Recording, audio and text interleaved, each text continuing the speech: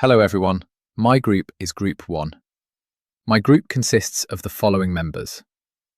Kong Tang Hai as the group leader, and the others are Ha Jia Bao, Win Bin Min, Win Duk Min, Win Yut Zri, Ha Kim Duk, and finally Boi Van Vu.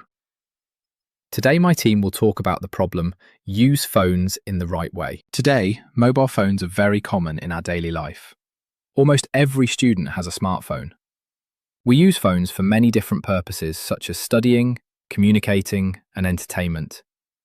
Phones make our life easier and more convenient. However, if we do not use them properly, they can also cause many problems. Therefore, it is very important for students to learn how to use phones in the right way. First of all, phones are very useful for studying.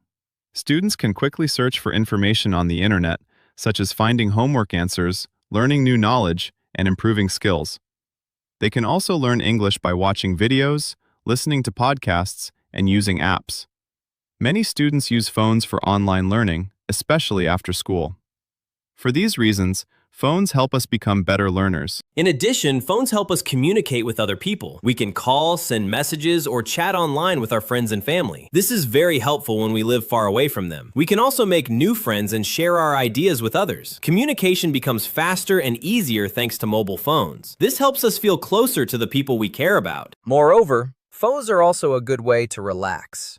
After studying, students can listen to music, watch videos, or play games for entertainment. This helps us reduce stress and feel happier. However, we should not spend too much time on entertainment because it can affect our study and health. On the other hand, using phones too much can cause many negative effects. First, it can be bad for our health. Looking at the screen for a long time can hurt our eyes and make us tired. Second, students may become addicted to games or social media. They may spend many hours on their phones and forget about their homework. As a result, their study results can become worse. Another problem is using phones in class. Many students use phones during lessons, which is not good. When we use phones in class, we cannot focus on the teacher. We may miss important knowledge and not understand the lesson. It can also be disrespectful to teachers and disturb other students.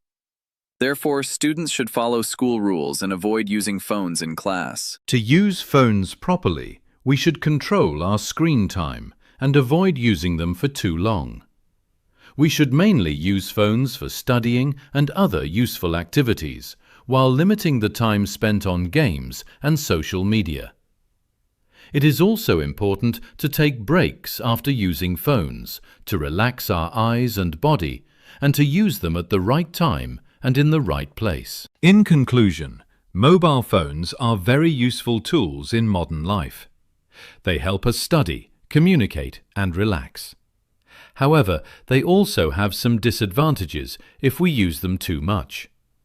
Therefore, students should use phones wisely and responsibly. If we use phones in the right way, they can bring many benefits and help us improve our lives.